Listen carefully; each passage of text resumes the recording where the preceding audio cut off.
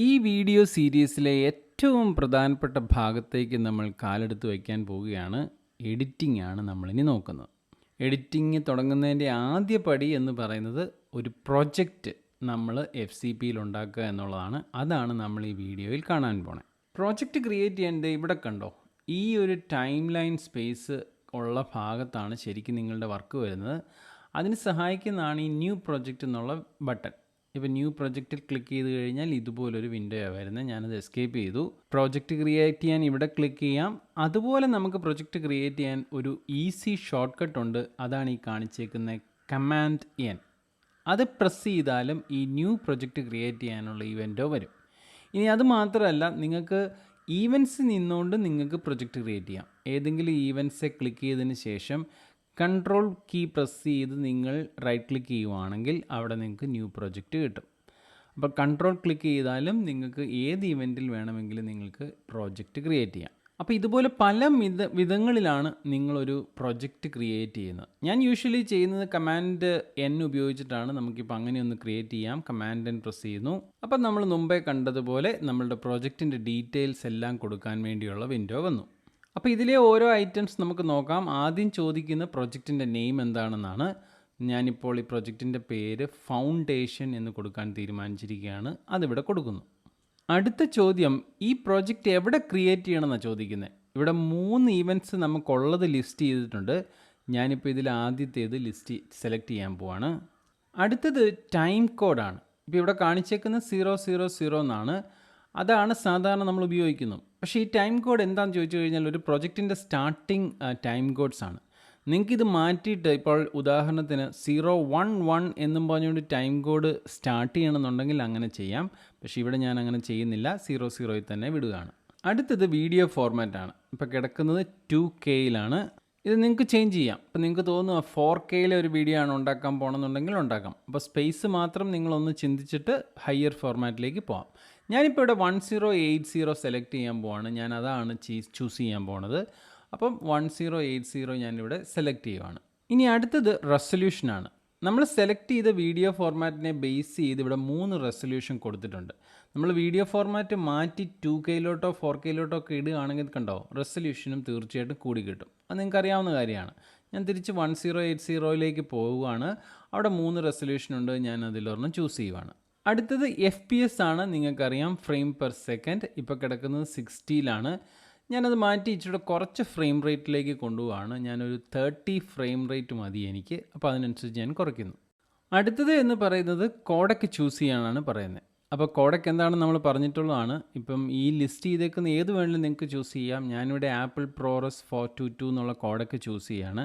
അപ്പോൾ എഡിറ്റിങ്ങിൻ്റെ സമയത്ത് ഈ കോഡക്ക് ഉപയോഗിച്ചിട്ടായിരിക്കും നിങ്ങളുടെ എഡിറ്റിംഗ് സ്മൂത്തായിട്ട് FCP ഹാൻഡിൽ ചെയ്യുന്നത്. അടുത്തത് കളർ സ്പേസ് ആണ്. കളർ സ്പേസ് ഇപ്പം നമ്മൾ ടച്ച് ചെയ്യുന്നില്ല. നമ്മളത് സ്കിപ്പ് ചെയ്തിട്ട് ഓഡിയോയിലേക്ക് പോവാണ്. എനിക്ക് ഓഡിയോയിൽ 2 ഓപ്ഷനുണ്ട്. സ്റ്റീരിയോ വേണേൽ ചെയ്യാം, അല്ലെങ്കിൽ സറൗണ്ട് ക്രിയേറ്റ് ചെയ്യാം. ഞാനിപ്പോൾ സ്റ്റീരിയോ സെറ്റ് ചെയ്യുകയാണ്. അതിൻ്റെ തൊട്ടടുത്തുള്ളത് ഓഡിയോ സാമ്പിൾ റേറ്റ് ആണ്. നിങ്ങൾക്കറിയാം, ഇപ്പോൾ സാമ്പിൾ റേറ്റും ഞാൻ അതുപോലെ ഡിഫോൾട്ടായിട്ടുള്ളൊരു വാല്യൂ സെലക്ട് ചെയ്യുകയാണ്. അപ്പോൾ ഇത്രയും കാര്യങ്ങളാണ് ഒരു പ്രൊജക്റ്റ് ക്രിയേറ്റ് ചെയ്യുമ്പോൾ നമ്മൾ ഡിഫൈൻ ചെയ്യേണ്ടത്. പക്ഷേ ഇത് കുറച്ച് എക്സ്റ്റെൻസീവ് ആണ്, എനിക്കറിയാം. നമുക്കിപ്പോൾ ഓക്കെ അടിക്കാം. എന്നിട്ട് നമുക്ക് ഈവൻസിൽ പോയിട്ട് ഈ പ്രൊജക്റ്റ് ഉണ്ടോ എന്ന് നോക്കാം. നമ്മൾ ക്രിയേറ്റ് ചെയ്ത ഈവൻസിൽ ചെന്ന് നോക്കാം. അവിടെ ക്ലിക്ക് ചെയ്യുന്നു.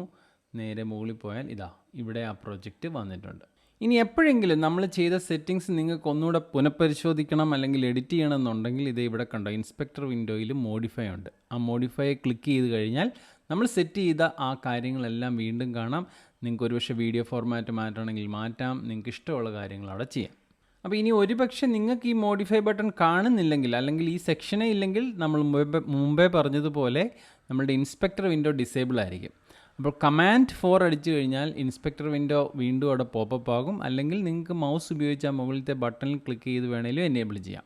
പക്ഷേ ഒരു പ്രൊജക്റ്റിൻ്റെ പ്രോപ്പർട്ടി വിൻഡോ ഡയറക്റ്റായിട്ട് കിട്ടണമെന്നുണ്ടെങ്കിൽ നിങ്ങൾക്ക് കീബോർഡ് ഷോർട്ട് കട്ടാണ് കാണിച്ചേക്കുന്നത്. കമാൻഡ് J ആണ്.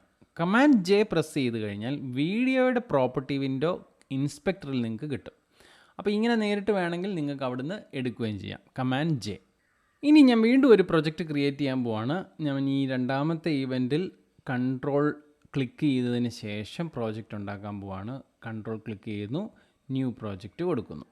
ഈ പ്രാവശ്യം പ്രോജക്റ്റ് വിൻഡോയിൽ ഞാൻ ഈ ഓട്ടോമാറ്റിക് സെറ്റിങ്സ് എന്നുള്ളത് ചൂസ് ചെയ്യുക. കണ്ടോ, ഓട്ടോമാറ്റിക് സെറ്റിങ്സ് ആണെങ്കിൽ വളരെ എളുപ്പമാണ്, അധികം ഡീറ്റെയിൽസ് ഒന്നും കൊടുക്കാനില്ല.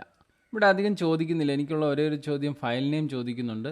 ഞാൻ അവിടെ കൺസ്ട്രക്ഷൻ എന്ന് പറഞ്ഞ പേരിലാണ് ഇപ്പോൾ ഈ പ്രൊജക്റ്റ് ക്രിയേറ്റ് ചെയ്യാൻ പോണേ. അത് കൊടുത്തു. എന്നിട്ട് ഓക്കെ കൊടുത്തു കഴിഞ്ഞാൽ ഇപ്പോൾ ഈവൻ 2-ൽ കൺസ്ട്രക്ഷൻ എന്ന് പറഞ്ഞിട്ട് ഒരു പ്രോജക്റ്റും ഓപ്പണായി വന്നിട്ടുണ്ട്. കണ്ടോ. എന്നിട്ട് ഞാൻ കമാൻഡ് ജെ ഒന്ന് പ്രസ് ചെയ്യുന്നു. എന്നിട്ട് മോഡിഫൈ എടുത്ത് നോക്കിയാൽ ഇത് കണ്ടോ, ഈ കാണുന്ന കോൺഫിഗറേഷൻ എവിടെ നിന്ന് എടുത്തതെന്ന് അറിയാമോ? നമ്മൾ മുമ്പ് ക്രിയേറ്റ് ചെയ്ത ആ കോൺഫിഗറേഷൻ്റെ അതേ ഡീറ്റെയിൽസ് ആണ്. അപ്പോൾ ഓട്ടോമാറ്റിക് സെറ്റിങ്സിൽ സംഭവിക്കുന്ന ഒരു കാര്യം നിങ്ങൾ ഓർക്കുക. നമ്മൾ ഓട്ടോമാറ്റിക് സെറ്റിങ്സ് വഴിയാണ് പോകുന്നതെങ്കിൽ നമ്മൾ മുമ്പ് ക്രിയേറ്റ് ചെയ്ത പ്രോജക്റ്റ് ഡീറ്റെയിൽസിൻ്റെ ഇൻഫർമേഷൻ ആയിരിക്കും ഈ പ്രാവശ്യവും വരുന്നത്. അപ്പം ജസ്റ്റ് നിങ്ങൾക്ക് ഇനി കൂടുതൽ വേണമെങ്കിൽ നിങ്ങൾക്ക് അഡ്വാൻസിലേക്ക് പോകാം. അഡ്വാൻസിൽ പോയിട്ട് നിങ്ങൾക്ക് പ്രോജക്റ്റ് സെറ്റിങ്സ് മാറ്റാൻ പറ്റും.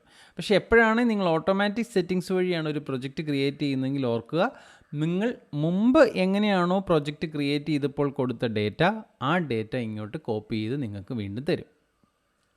നമുക്ക് വീണ്ടും ഫൗണ്ടേഷൻ എന്ന് പറഞ്ഞ പ്രോജക്റ്റ് ഒന്ന് ഓപ്പൺ ചെയ്ത് നോക്കാം. ഓപ്പൺ ചെയ്യാൻ വെരി സിമ്പിളാണ്. നമ്മൾ പ്രോജക്റ്റ് സെലക്ട് ചെയ്യുന്നു, ഡബിൾ ക്ലിക്ക് ചെയ്യുന്നു. അപ്പോൾ കണ്ടോ, ഡബിൾ ക്ലിക്ക് ചെയ്തപ്പോഴത്തേക്ക് ഇവിടെ ഒരു കഴ്സർ വന്നു. ഈ വിൻഡോ എല്ലാം ടൈം ലൈൻ വിൻഡോ ആക്റ്റീവായി.